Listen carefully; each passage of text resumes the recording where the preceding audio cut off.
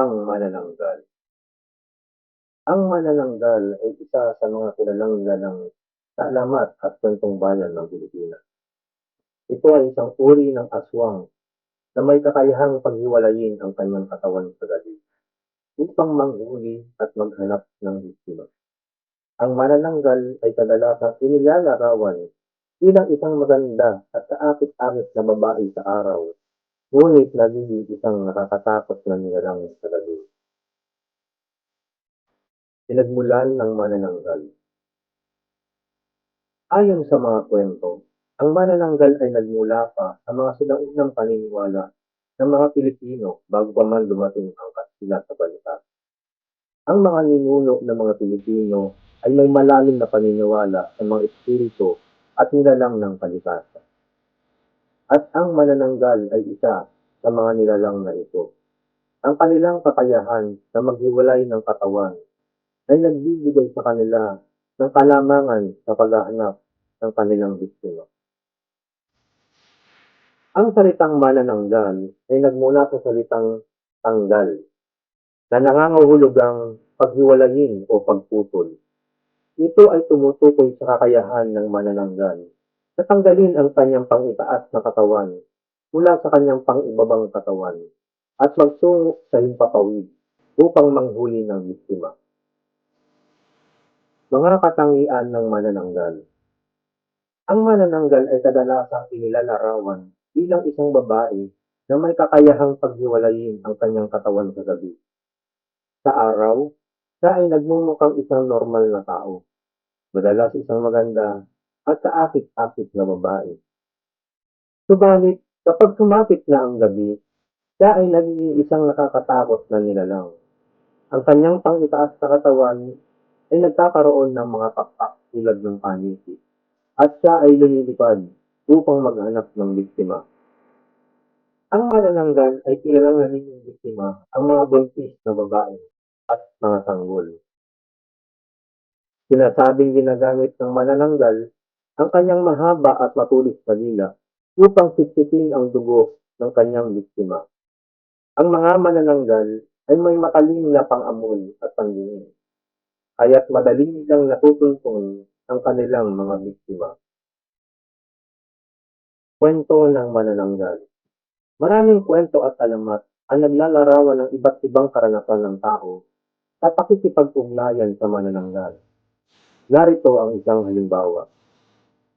Sa isang baryo sa gitna ng kabundukan ay may isang maganda at masayahin dalaga na nagngangalang Maria.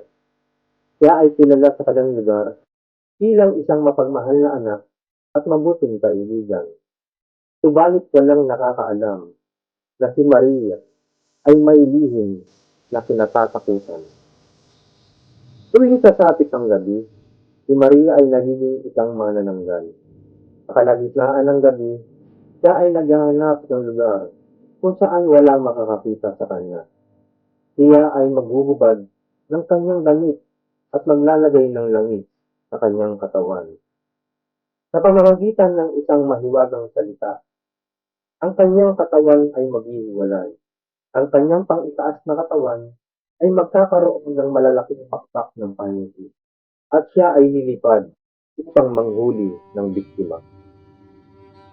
Isang gabi, habang siya ay lumilipad sa himpapawid, nakakita siya ng isang buntis na babae na natutulog sa kanyang kubo. Dahan-dahan siyang bumaba mula sa himpapawid at ginamit ang kanyang mahaba at patulis na dila upang sipsipin ang dugo ng babae.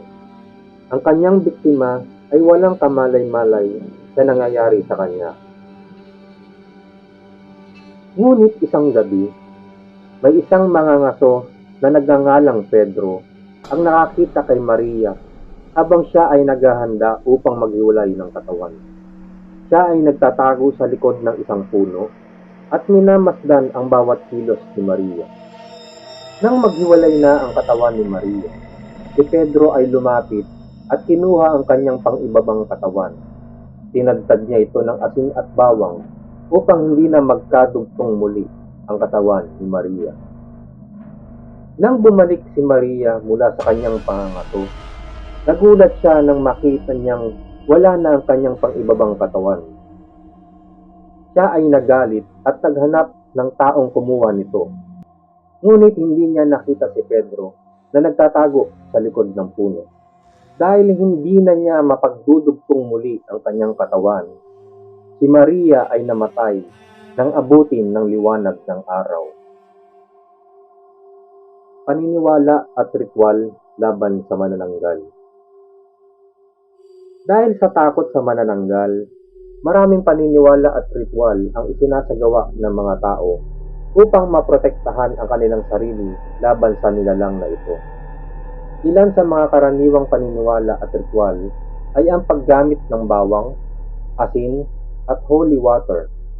Ang mga ito ay inilalagay sa paligid ng bahay upang maiwasan ang pagpasok ng manananggal. Marami rin ang naniniwala na ang paglalagay ng mga palaspas at krus sa pintuan at pintana ay makakapagbigay proteksyon laban sa manananggal. Ang mga buntis na babae ay pinapayuhan din na huwag lumabas ng bahay tuwing gabi at magdala ng bawang o holy water bilang proteksyon. Ang kahalagahan ng manananggal sa kultura. Ang alamat ng manananggal ay nasisilbing paalala sa mga Pilipino ng kahalagahan ng pag-iingat at paggalang sa mga misteryo ng kalikasan. Ang kanilang kwento ay isang babala laban sa panganib na dala ng mga nilalang na hindi natin lubos na nauunawaan. Sa kabila ng kanilang nakakatakot sa anyo, ang manananggal ay simbolo ng ating paniniwala sa mga bagay na hindi natin nakikita. Sa mga bagong panahon, bagamat marami ng pagbabago at pagtulong, ang alamat ng manananggal ay nananatiling buhay sa puso at isipan ng mga Pilipino. Ang kanilang kwento ay patuloy na isinasalaysay, hindi lamang upang takutin ang mga bata, kundi upang paalalahanan ang bawat isa ng kahalagahan ng pag-iingat at paggalang sa ating kapaligiran. Konklusyon. Ang manananggal ay isa sa mga kilalang nilalang sa alamat at kwentong bayan ng Pilipinas. Sa kabila ng kanilang nakakatakot na anyo at mga kakayahan, sila ay may mahalagang papel bilang paalala sa ating mga paniniwala at kababalaghan. Ang kanilang kwento ay nagsisilbing inspirasyon upang tayo mag-ingat at magbigay galang sa mga misteryo ng kalikasan. Ang alamat ng manananggal ay nagiging simbolo ng pag-iingat at respeto sa ating kapaligiran. Na sa kabila ng ating pagkakaiba, tayo maaaring magtulungan para sa kabutihan ng lahat. May personal ka bang kwento o karanasan tungkol sa manananggal? Pakikwento naman sa comment section. Maraming salamat sa panonood o pakikinig. Magandang gabi. Ito po ang takot at hiwaga.